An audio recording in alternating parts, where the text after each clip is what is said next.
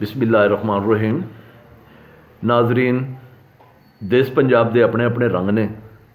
देश पंजाब के रंगों विचों एक यह भी रंग है जिहड़ा इस वेले तुहाडी खिदमत दे विच पेश किया जा रहा है। ख्वाजा सरा एक ऐसा तबका है जिहड़ा खुश रहने वास्ते म्यूजिक का सहारा लैंदा है।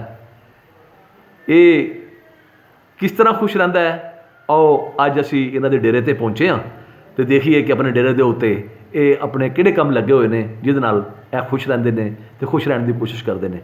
चलो आओ मेरे नाल तुसीं भी सुनो।